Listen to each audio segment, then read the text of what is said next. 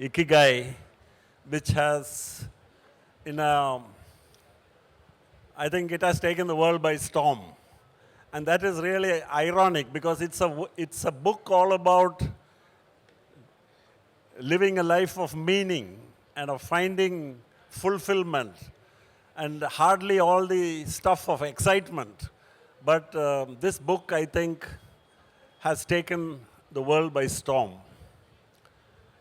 Now, before I move on to asking some questions to provoke some interesting answers from Francesc, I just wanted to give you a very short story of an experience which I had, which I think will be coming, which will probably explain what is Ikigai all about. But I'm not very sure about the exact meaning of the term Ikigai, and I hope by the end of this 1 hour, we will all be having a better understanding of what is Ikigai, thanks to our discussion with the author.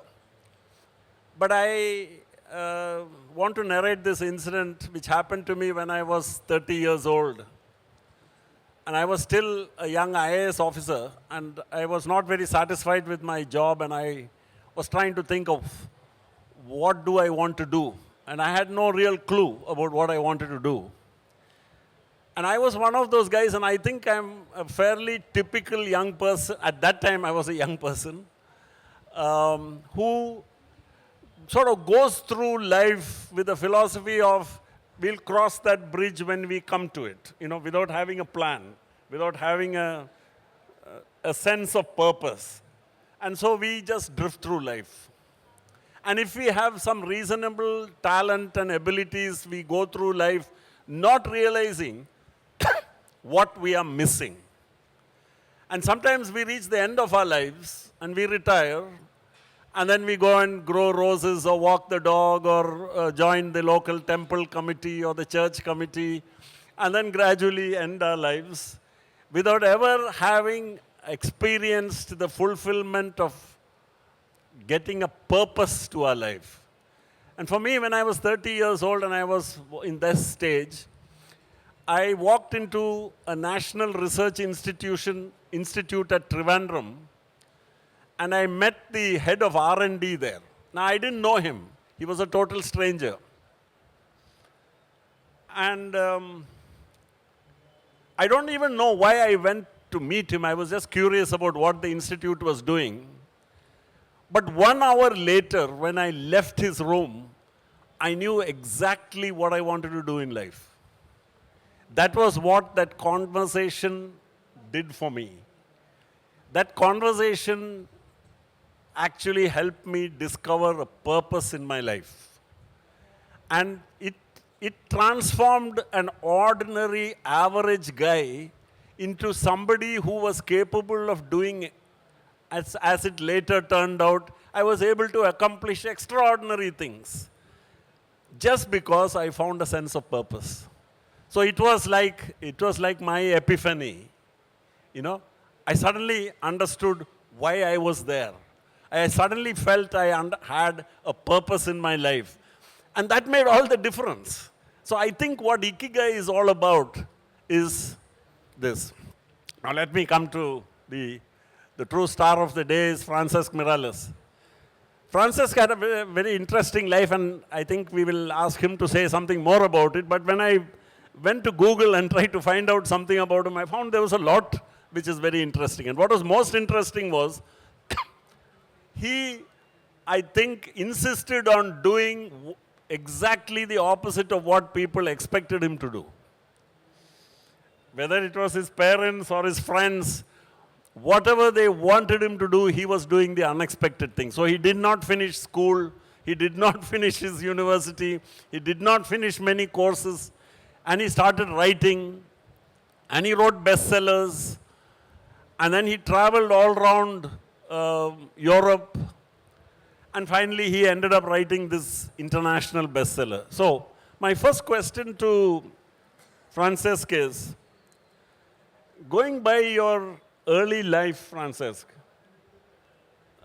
when you were a young man and in your teens and in your 20s, what was it that was driving you? What was inside you which made you do so many unexpected things?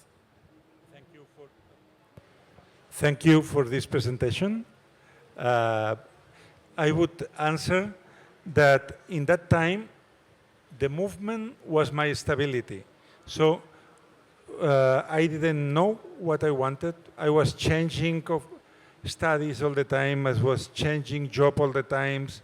I was changing of readings all the time. I was exploring. And when you don't know what is your destiny, what you must see is as much as possible. It's like the way of science. Proof and mistake, proof and mistake. This is not, and this is not, and this is not, and this is not too. So what I did by that time was working always in very simple jobs as a waiter, in a camping place, as a private teacher. I was gathering some money, taking trains, visiting friends, visiting masters. So I was in a kind of initiatic way of my life. And maybe I needed 10 years to discover what was meaningful for me. But that time, the meaning of my life was trying to discover what was the meaning. Okay. So, what I gather is that you went out of your way to do things which were new, which were strange, which you were not familiar with, because you wanted to experience as many things as possible. Yes, and the only thing I had clear in my mind, it was what I didn't like. For instance, I didn't want to go to military service because I don't believe in wars, I don't believe in weapons. And then I was sent to the Balkans during the war, during the Balkanic Wars, and worked in a refugee center. And there I learned a lot about people in very difficult conditions, about human compassion. And I think the first stage of life is more about understanding what is not your life than discovering what is the purpose. So, you know, you are like being in a hotel and you discover many rooms that are not for you. And in the end, you get to your room. Okay, that's very interesting. Now here is Francesc Miralles, a young man at that time, and he is traveling around gathering all these experiences. And you travel, when we were talking there, you mentioned that 25 years ago you had come to India. Can you tell us something about that trip? Yes, it was important. There is something very typical of the Western artists. If we see the biographies of people who are in the 60s and 70s and 80s, who became painters and writers, and it's that when somebody in the Western world, some artist, is in existential crisis, goes to India to find inspiration. And that's what happened to me in this way of trying to discover what was my Ikigai, nowadays to say. My last job was working as a publisher in an office of Barcelona. I had a very good salary. I was directing collections. But after 2-3 years, I felt that I was dying every day a little more there because there was not a good human atmosphere. It was all day in there. And then I decided to quit everything and to renounce to my job. And I traveled to India like many other people trying to find themselves. Maybe because India is the mother of the Eastern spirituality, going to India is like going to the source. And then I had never written in my life, something happens here. I had never written a book in my life, but because I was here, I was in Kerala too, in Cochin, for 1.5 months traveling in trains, in cheap hotels. One day I bought a notebook to a child and a pen, and I decided in the evenings start writing what happened in my travel, but putting as a main character a child that is lost. And when I came back with this notebook full of chapters written, I put it into a computer, and 1 year after, it was my first novel. So I can say that India made me a writer. Wonderful. What a wonderful story. So now look at what happens next is some years down the line, he is, Francesc, you travel to China, you travel to Thailand and many other places.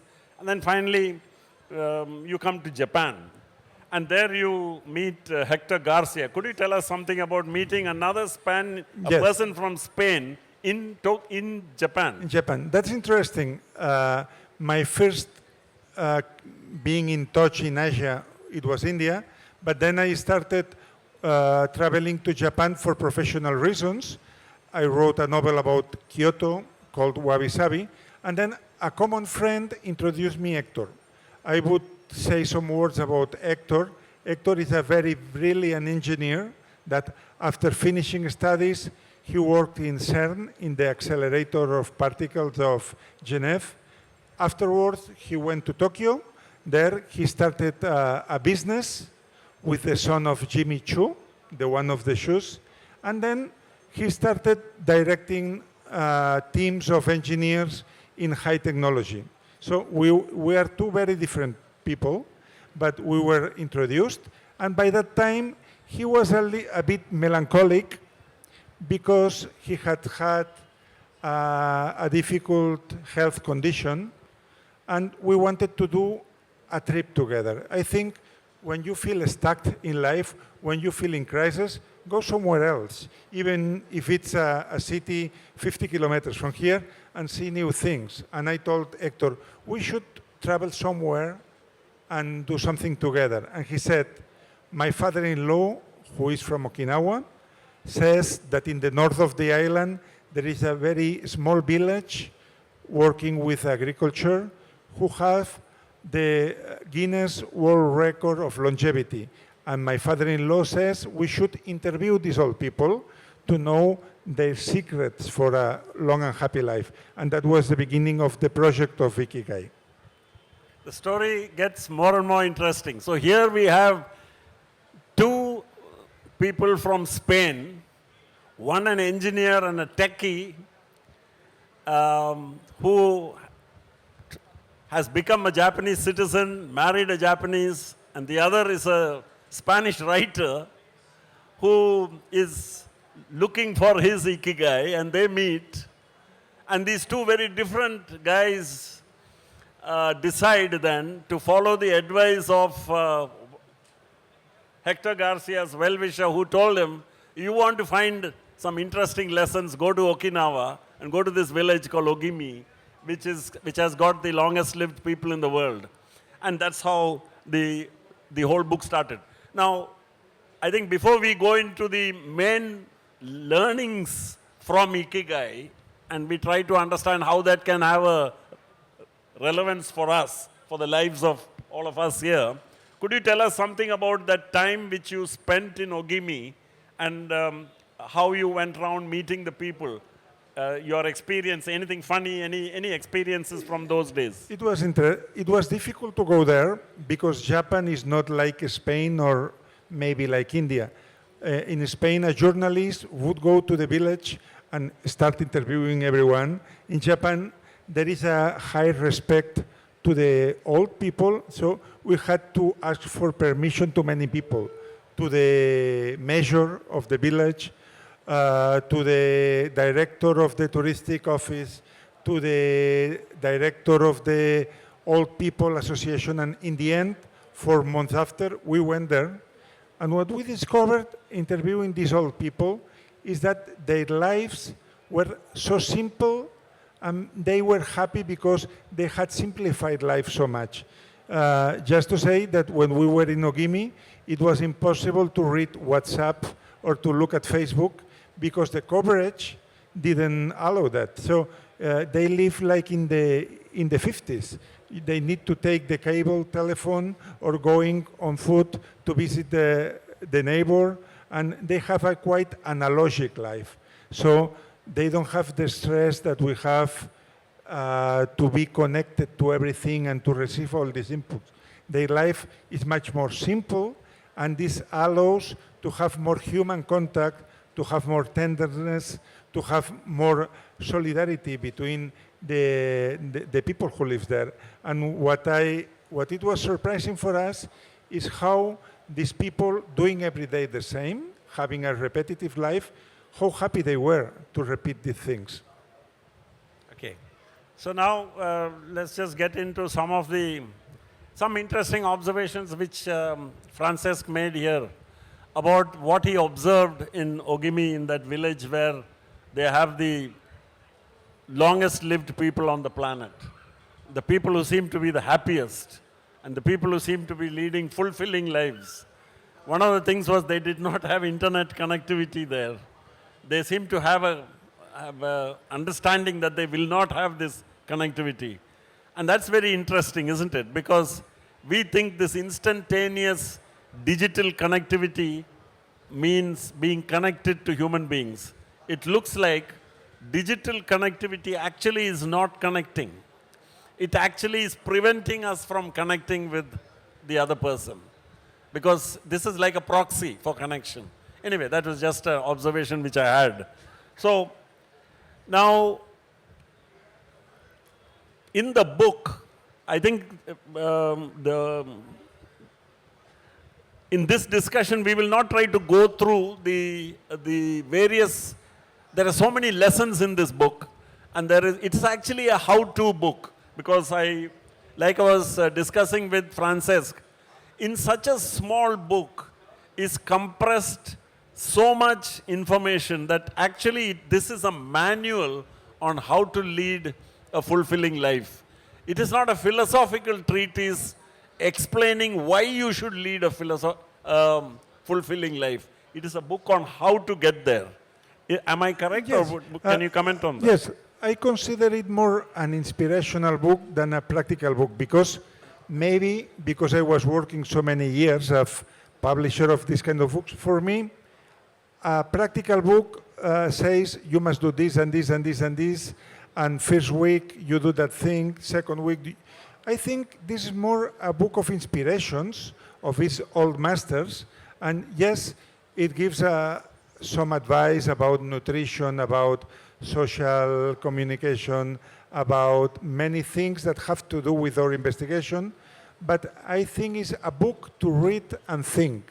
So there is not a fixed formula here that you must do this so many minutes every day, but just looking at the philosophy of these masters of the long living, try to apply to your life in your own place, so that you can think about your life, you can think about your purpose, you can think about your daily habits, and then you decide what you could do better. So the book is written in a very terse style. Since there's so much to say, the authors, I think, took a decision that it's not possible to explain every idea which they introduce here. So many things are given almost telegraphically. They are given in points, practically in bullet points. So there are many points in this book on how to lead a fulfilling life, how to lead a healthy life, how to find your Ikigai, how to eat healthy, how to have peace of mind. So many things are there.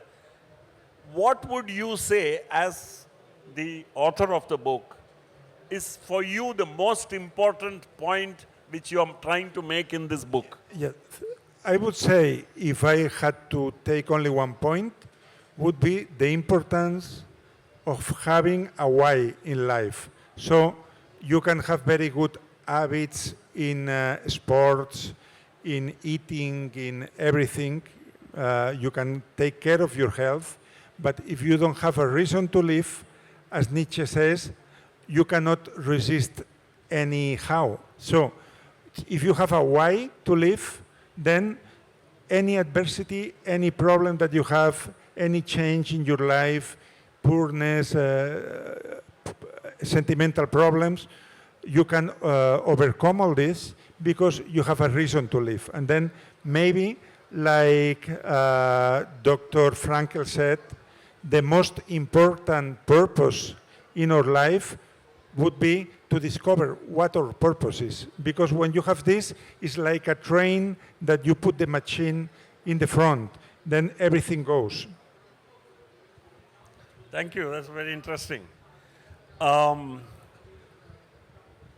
one point here about having this purpose for life is obviously it means that we must reflect on our life. We must think about our life. You know, so I think it was Socrates who said, the unexamined life is a wasted life. The unexamined life is a wasted life. And most of the time we feel this sense that time has passed us by after it has gone by, isn't it? When we have retired and then we meet some friends and we have a reunion and then we feel, I should have done that. I should have done something else. And so it's often a time of regret. So, before we go on to the other points here, one point which I think I wanted to make here and I wanted to ask Francesc for his opinion. At a first reading of the book Ikigai, one will get the impression that this book is meant for people who are at the point of retirement. When you're about to retire, and when people are thinking of going back to their town or to their village and then just going for walks or playing golf or watching Netflix or whatever, then actually the book's message seems to be that, no, you should continue to be very active. So I asked Francesc, and I'm asking him again now because I found his answer very interesting. What is the relevance of this book, Ikigai, for a young person? For a person, say, who is in 20 years old and with the whole life in front of her, what is the relevance of the book? You have explained it very well. I think there are two moments in life where Ikigai is the most important thing. One is retirement, as you said, because you can be 40 years, 45 years working in an office, in a shop, anywhere where you have done your activity to earn a living, and then it stops, and you have an ocean of time in front of you, and you must know how to fill it, how to give it a new meaning. But other time, very important, is when you are about to decide your future, and it happens, I don't know how it works in India. In Spain, we study until the high school until 17, and then you have the final exams, and you are given 2 weeks to put 5 options in a sheet to decide in which university and which study are you going to go. So maybe you don't know anything about your life, and you have these few days to write medical school, lawyers school, and you are taking a decision that will affect the rest of your life.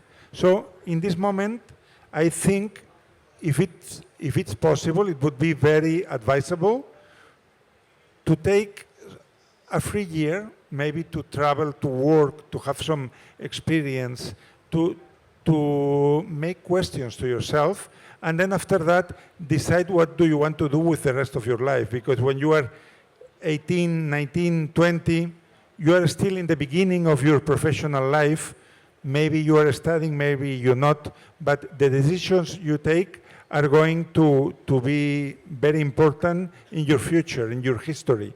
Because of that, Ikigai, asking yourself for your purpose when you are 17, 18, it's highly important because you are going to build your career in that moment of your life.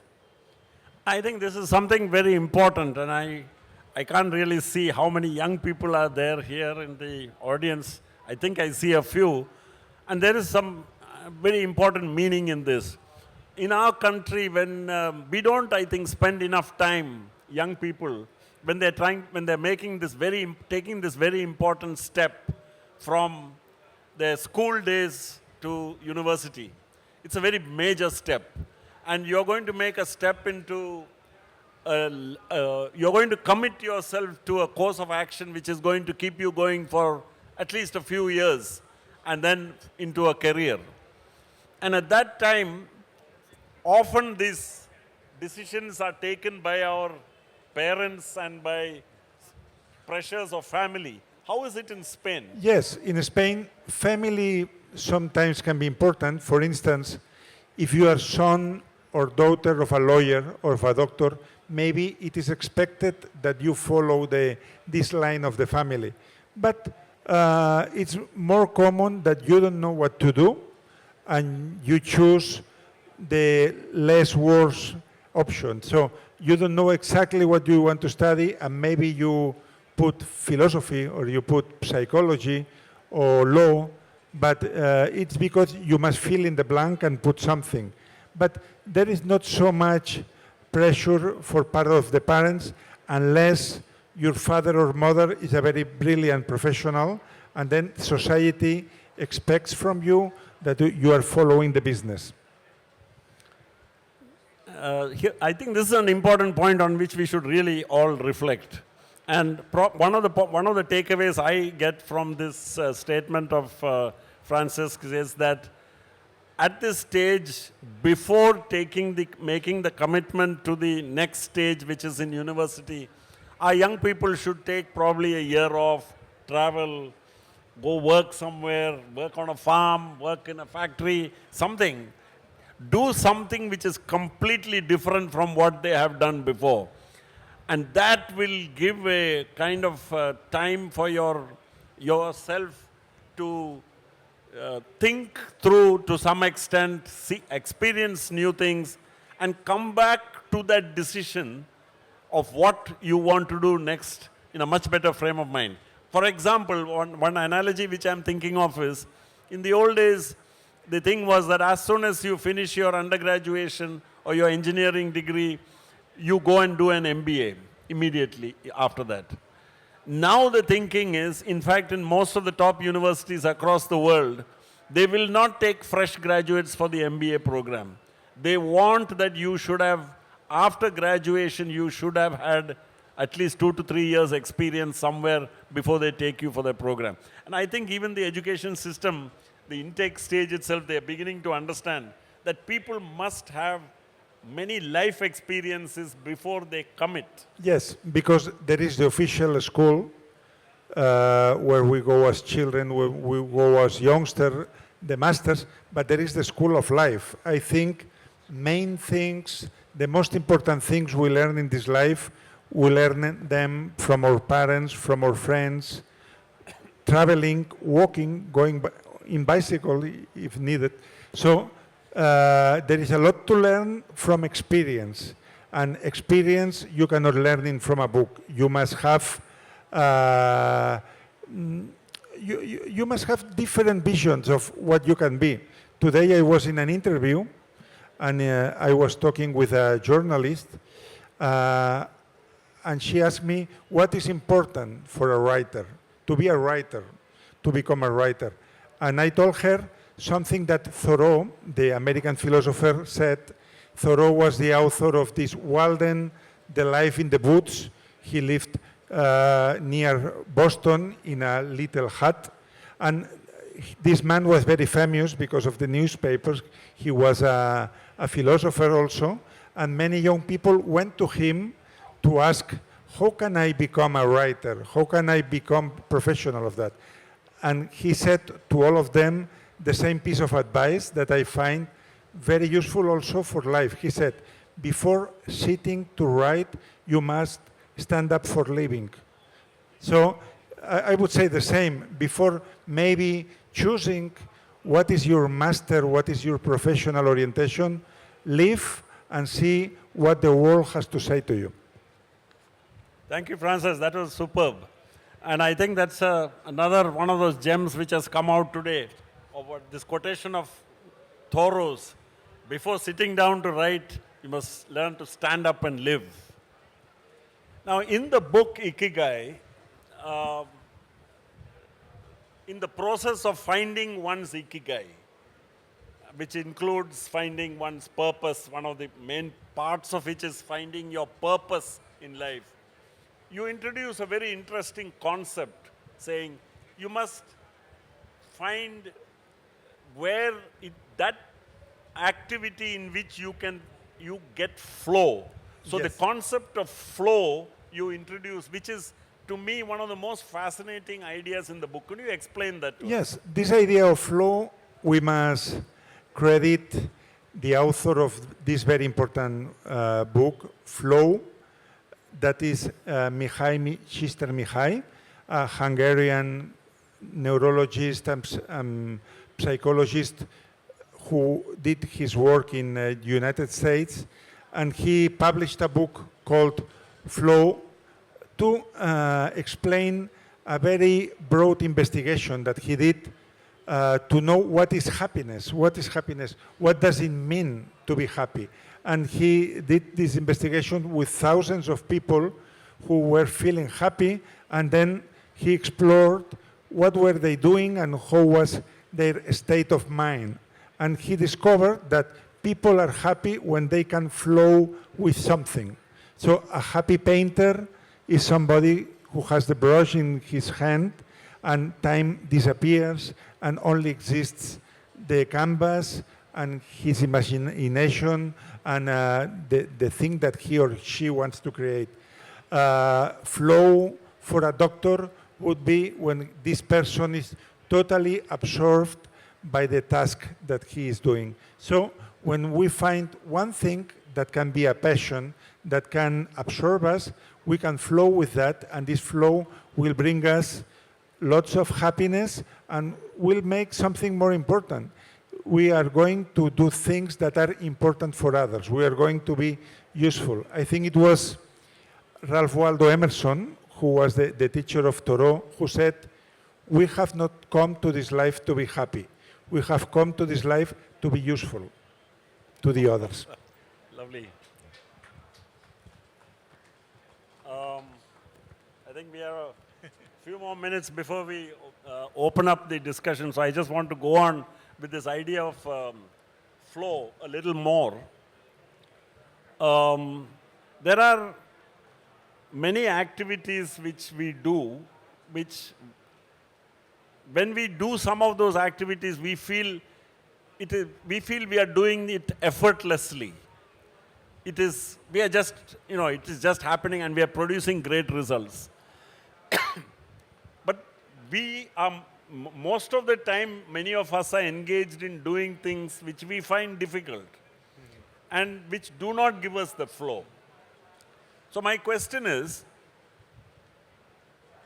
it possible for us to find flow in everything that we do, or should we try to find those things in which we have flow and do only those things? I think it's a very good question.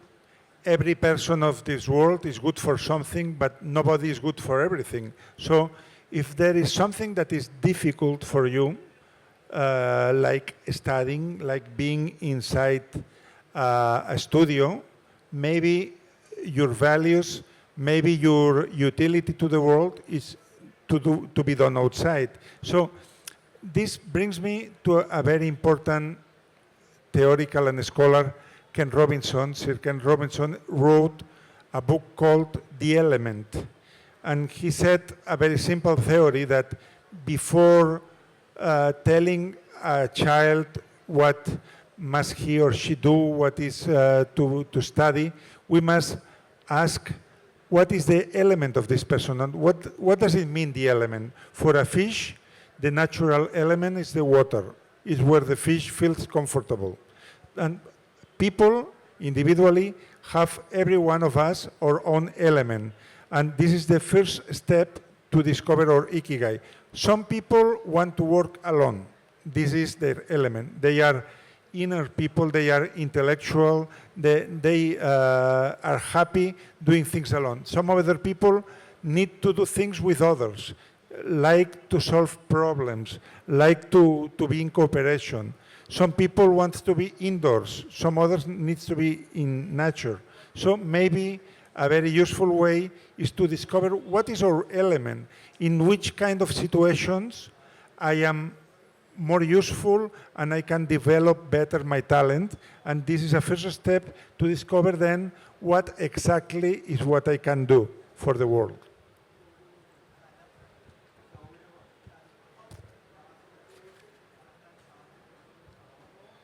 I think we can, just a minute, I'll ask a couple more questions before we move on to opening up the discussion. Now, in your book, you mention a couple of techniques for finding the Ikigai. Yes. So one of those is logotherapy, Viktor Frankl's method, and then you talk about Morita therapy. Yes. Now, for applying these principles or these systems, does one need to get professional help or support, or can we do this ourselves, or do we need another person to guide us? Another person who knows a lot and who has lived a lot can be useful. For instance, something that in Europe is lost is the respect for the wisdom of the old people. When you read Homer and these books, the Iliad and the Odyssey, you see that the soldiers, when they were in an adventure and something very sad happened, when they were in danger, they went to ask to the oldest person in village because they considered this person has lived a lot, he will know what to do. We have lost a bit this sense of going to the old people to ask them, but I think if you have an old professor, if you have somebody who you respect, you can have a very nice conversation that is illuminating you. But also, there are techniques that you can do yourself. If you don't know what to do with your life, there are a couple of directions that you can take. One, we have talked a little bit. The negative test is called. So, start writing everything that you don't like. I don't like this, I don't like that, I don't like this. And in the end, for elimination, you can come to what is your Ikigai, what is your purpose. And the second technique is not mine. This is very interesting, very touching, because it came into the last lesson of Randy Pausch. He was a professor of the Carnegie Mellon University. He was diagnosed. He had diagnosis of a cancer, and he had 4 months to live only. And he decided to give a conference to all the school, to all the college, with this topic: the importance of recovering the dreams of when you were a child. And then he said that he was bound to dedicate the last 4 months of his life to remember what did he dream when he was a child, what he wanted to do, and do it in these last months of his life. And this is important to find our Ikigai, because sometimes we lose the track of our purpose because we were distracted with our career, with studying, with impressing other people, with compromises in society, with taking care of family, and we forget of ourselves. And then Randy Pausch says, remember what you were when you were a child, because children are naturally connected with Ikigai.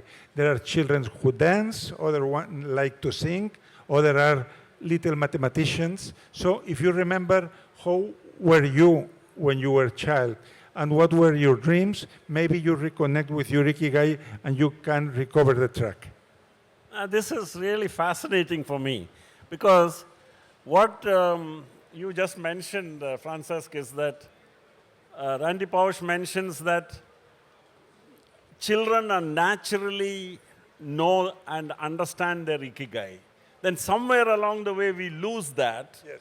and we go through life thinking now we are educated and now we know exactly what we want to do, we are adult, we are able, and all the while we have moved away from our Ikigai, and then retirement stares us in the face, and then we get this existential doubts again about what is life going to be, and we then try to rediscover our Ikigai towards the end of our working life again. So that seems to be very interesting. Yes, that's interesting. And if we look at the lives of the artists. For instance, there is a very important Catalan painter, Joan Miró, that he painted in a very simple way, but not always. When he was young and when he was in middle age, he painted other things, and when he was very old, started painting like a child. And journalists and critics of art said, "Why do you paint like a child?" He said, "I have needed a whole life to get this." So the brilliant old people sometimes remember us to children because they have reconnected to these passions. I think it was another great Catalan, Pablo Picasso, who said that every child is an artist. There is an artist in every child. We lose that somewhere along the way. We lose it, and maybe our purpose is to remember what we are internally and to take this child artist out, and especially when we have more time at the end of life and this third age that can be very, very long because life expectancy is every time longer, to recover these things, because there is talent in every human being, and maybe we have been very busy, but there is always time to be an artist again as when we were children. I think we are going to open up for questions. But just before that, I just want to make one more observation. I can't help feeling that while in Ikigai, in the book, and on the cover also it's written, the Japanese secret to a long and happy life. And everywhere we are mentioning longevity, and the study was, the spark of inspiration came from the village of Ogimi on the island of Okinawa, where people are so long-lived, etc. I think the lessons of Ikigai and the relevance of Ikigai is there right through our lives. And it is something, it is a challenge, it looks like to me, how our society and education system and our families and our communities must must find ways of enabling people to rediscover or to discover their Ikigai. Yes, I think this is something that Indians do very well. We have a lot of profiles in Instagram, in Facebook, in Twitter, but who I am? That's what Ramana Maharshi always asked when somebody went to Arunachala to visit this big wise man in the mountain. He said, just work with this question, who I am. When you discover who you are, everything will be easy. So I think we have a lot of means of communicating with thousands of people, but don't forget to communicate with yourself, and you will have the right answers. Thank you. That was wonderful. Thank you. I think you should all give a tremendous round of applause to Francesc Miralles. This has been truly, this exceeded anything which I expected from the short conversation we had earlier, Francesc. Thank the you very real much. thing was even better.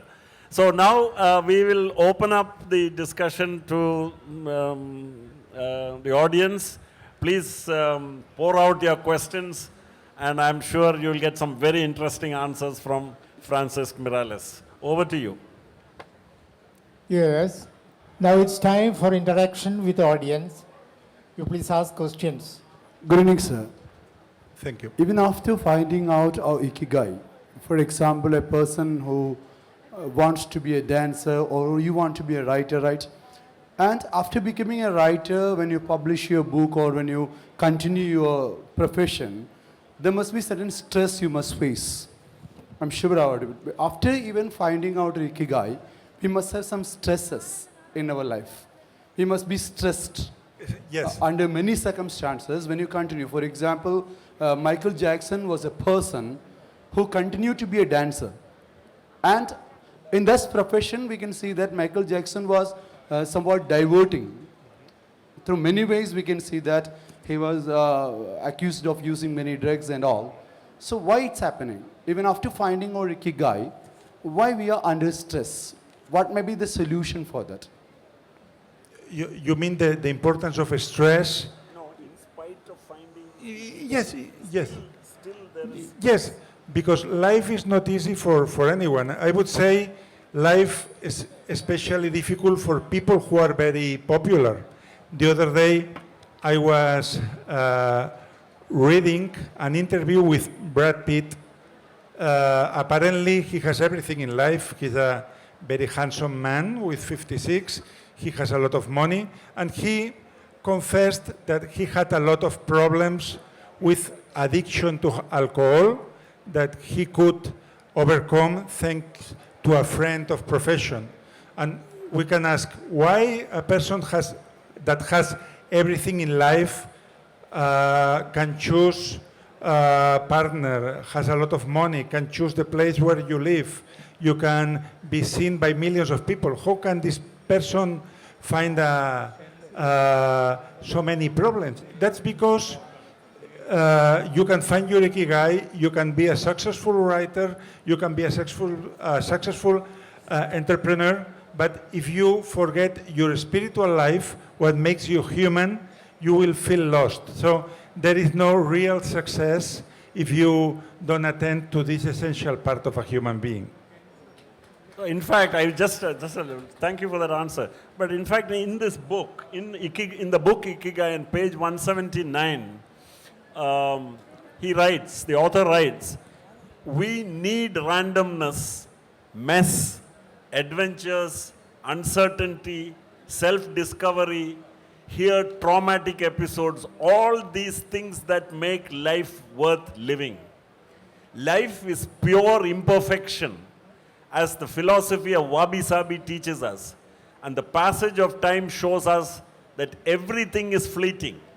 But if you have a clear sense of your Ikigai, each moment will hold so many possibilities that it will seem almost like an eternity. Thank you. Question? Thank you. I got the feeling, I'm still trying to grapple with the concept, with the philosophical concept of Ikigai, but I got the feeling that you are trying to, again, foreground certain binaries, the binaries of reason versus, its obverse or its converse, pure emotion. The twin binaries of a very discursive rationale versus pure spontaneous happiness. And in doing so, I still get the feeling that, at the end of your talk, I felt, what is essentially Ikigai? Is the author himself deconstructing, the idea of, moving away from binaries? When you're trying to find your Ikigai, you are trying to shed those binaries of good and evil, happiness or its lack, reason versus emotion. You are trying to move away from binaries, but if we follow your path of finding the true source, that is our inner core, our inner essence as Ikigai, then you are essentially deconstructing that very, what the path that you are kind of, I could be wrong, but that is the pitfall that I see in your argument. So please. Thank you. I don't consider myself an intellectual. I am more a journalist and a traveler, and it's very philosophical what this lady explained. I would say, as far as I have understood, that when you are flowing with reality, with life, you don't need to find any Ikigai, you don't need to find any happiness. My mother, who was a very humble person, who was sewing at home, she has not any instruction in life. She said always, if you want to be happy, don't analyze what brings you happiness. So, because in the moment you start analyzing, do I love my wife? Do I want to do this? Do I want to do that? You enter in the kingdom of doubt, and then maybe you are deconstructing something that was working okay. I think the search for Ikigai, if I understood well the question, is important when you feel lost or when you feel empty. And it can happen after an stage in which maybe you have done everything with an activity. There is nothing new that this activity can do for you. Or maybe when life brings you out of your will to another situation. Maybe you have to go to live to another country. Maybe you are fired from your job. Maybe your couple leaves you. Maybe something happens that, or a big sickness that change your way of life. In this time, then you find yourself like in the desert, and you must find something else. You are lost, and you must discover a new purpose for your life. But I don't think that Ikigai, that this search for meaning, is important in somebody who is flowing, who is totally absorbed by activity and happy with the things it has.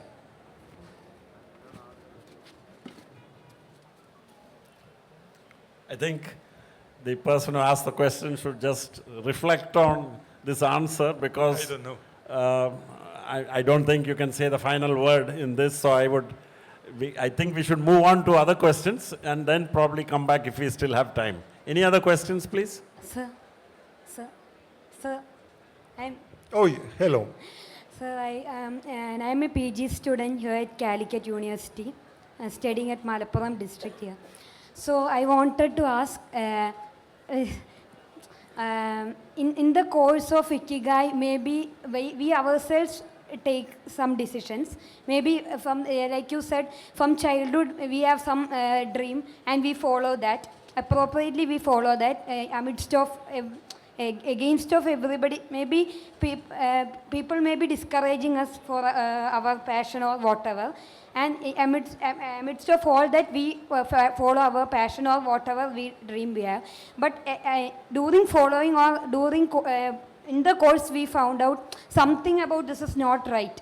So, means as a mistake or something, we found out this is not right. Then is it okay to change? Or maybe we are understand that we are depressed or we are not happy doing that in some sort of way. Or maybe we are not completely aligned with that. Then how is it okay to change, or is it okay to rediscover? Did you get Yes, for me, the English of India, I'm not used to that. Maybe if you can. young people are under pressure in their society to think in a certain way, to take certain decisions about their careers, and it's difficult to oppose all that. But having taken a decision and then thinking that the young person taking the decision, thinking that she has found her Ikigai, after sometimes you feel she is wrong. Is it okay to change?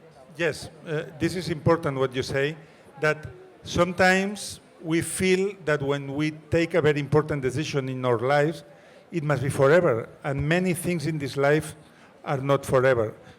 When I am asked if I believe in reincarnation, I say always, I don't know what will happen in other lives, but I believe we can die and be reborn many times in this life. It happens every time you go to a dead end and you finish that passion and you start something new. And I think if you live long enough, you will have 4, 5, 6 passions very central in your life. I can talk about my own experience. Until I was 27, I thought that being a teacher of German language was the most important thing I could do in this world. Then, until 35, I thought that being a publisher and discover books of other people would be the center of my life, and it finished too. So I think we have the right to change our purpose, and we have the right to say, okay, I have learned a lot from that, but now I need to start something new. So it's normal to change Ikigai, because every time you change internally, your purpose and your mission changes. I think it was a very good question. What's your name? Thank you very much. Very good question, and I think it was a superb answer. And I just want to add to this. You can go back to your seat. Thank you. I want to just add to this. I remember a few years ago, I was invited to a school to talk to the school leaving students, the final year students. It was a counseling session, and various professionals had been called. Like a lawyer had been called, a doctor had been called to talk about medicine, to talk about the legal profession. And I was called, I think, to talk about business or something. So during the Q&A, one student asked me that exactly what this young lady just now asked, saying that, is it okay to, what she was trying to get to was, is it okay to change your mind? In other words, is it okay to realize somewhere down the line, okay, I made a mistake, now can I change my mind? And I said, yes. I said, that's absolutely okay. I mean, just imagine the kind of society where you are, that when young people are almost afraid to ask the question itself, that is it okay to change your mind, to change my mind about this? And is it such a small thing? I think it is a very big thing. I think it creates traumas, and I think it creates lifelong traumas. And so, I mean, this is how I answered. So I answered saying that, I initially wanted to become an economist, just like Francesc. I also had many, many ideas. So I wanted to become an economist. I started doing a PhD. Then I changed my mind and joined the Indian Administrative Service. After 6 years, I decided this is not for me. I became an entrepreneur. And after 20 years or 25 years of that, I gave that up. I sold my company. And then I became a writer. And so when I said all this, one very angry-looking gentleman stood up in the audience. He was the father of one of the students. He said, what kind of lesson are you trying to teach these young people, that it is okay to change your mind? You should take a decision and stick to it for the rest of your life. Like a life sentence or something. So anyway, I just thought I'll say that. The fact is, nothing is forever, not even life. So why should be so strict with ourselves? That's right. I think we have about 5 minutes more, so we can probably have a couple more questions.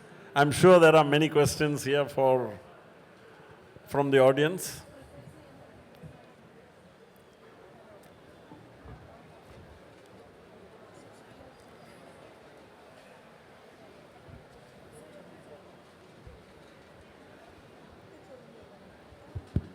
Hi sir, I am Lenny. Hello. So it's Ikigai is a new concept for me. So I was thinking of the topic for a couple of minutes only. I want to ask something, because sometimes a person who's something mad about his or her Ikigai, he will be thinking that this Ikigai is the only story about my life. This is the only thing through which I can find happiness. He will be that much mad about the Ikigai, his or her Ikigai.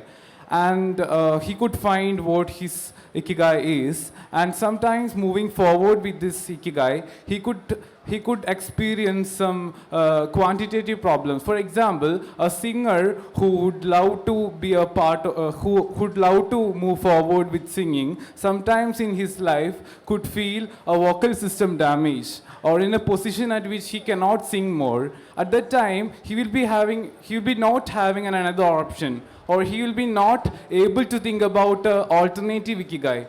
At that position or at that situation, what will be a precautionary measure, or what we can do to avoid such problems and all?